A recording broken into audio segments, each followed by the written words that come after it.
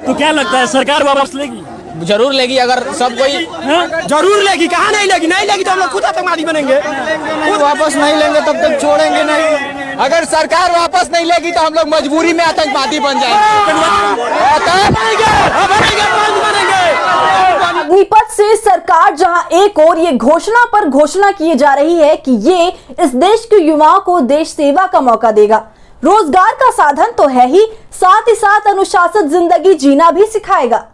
लेकिन युवाओं को लगता है कि ऐसी नौकरी उन्हें अनुशासन का पाठ पढ़ाने के बजाय उन्हें आतंकवादी बना देगा, या वैसी 4 साल की नौकरी के लिए मेहनत करने के बजाय आतंकवाद का रास्ता अपना लेंगे।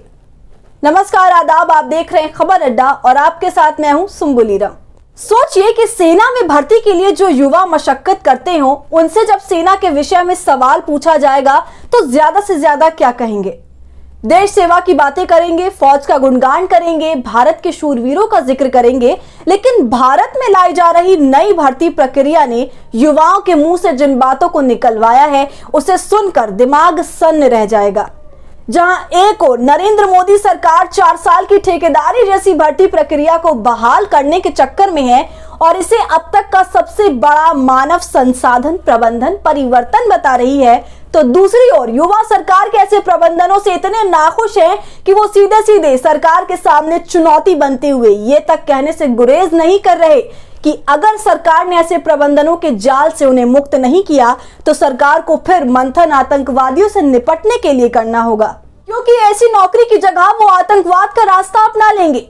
पहले सुनिए कि कैसे आक्रोश से भरे युवाओं ने मोदी सरकार के सामने अब तक की सबसे बड़ी चुनौती पेश की है और वो खुले तौर पर ये कह रहे हैं कि अगर सरकार इस भर्ती प्रक्रिया को वापस लेकर उन्हें एक स्थायी नौकरी और देश सेवा के बदले में चिंता मुक्त जिंदगी नहीं दे सकती है तो फिर इस नौकरी में नौकरी पेशा होने से बेहतर वो आतंकी कहलाना पसंद करेंगे। तो क्या लगता है सरकार वापस लेगी? जरूर लेगी। अगर सब कोई जरूर लेगी। कहाँ नहीं लेगी? नहीं लेगी तो हम लोग खुद आतंकवादी बनेंगे। खुद वापस नहीं लेंगे तब तक छोड़ेंगे नहीं। अगर सरकार वापस नहीं लेगी तो हम लोग मजबूरी में आतंकवादी बन जाएंगे।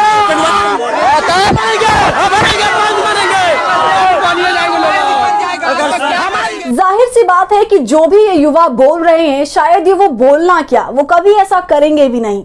उन्हें भी अपने भविष्य की चिंता है और उनके अंदर से निकल रही ये बातें बस उनका आक्रोश हो। लेकिन सवाल यही उठता है कि आखिर इस आक्रोश से निपटने के लिए सरकार अब करेगी क्या? जो कहा जा रहा है अगर वो सुनने में इतना भयावह है तो आखिर इस अविश्वास की आग को जिसे अग्निपथ योजना के तहत लगाया गया है और जिसने इतना रोष युवाओं के भीतर पैदा कर दिया है कि वो ये तक नहीं कहने में गुरेज कर रहे हैं कि वो आतंक का रास्ता अपना लेंगे, तो फिर ऐसी बातों को हकीकत में बदलने से रोकने के लिए सरकार अब करेगी क्या? दूसरा सवाल जो मोदी सरकार के 8 सालों के कार्यकाल में उभर कर सामने आता है कि इतनी डिसाइसिव नेता वाली सरकार जो बोल्ड डिसीजन लेना जानती है, आखिर बोल्डली किसी को अपनी योजना समझा क्यों नहीं पाती? वो भी तब जब पूरी की पूरी मीडिया पलटन उसकी गोद में ही जाकर बैठ चुकी है। जीएसटी कारोबारियों को नहीं समझ आ रहा, नोटबंदी अर्थशास्त्रियों को नहीं समझ आया, कृषि बिल किसानों को समझ नहीं आया और अब अग्निवीर युवाओं को नहीं समझ आ रहा।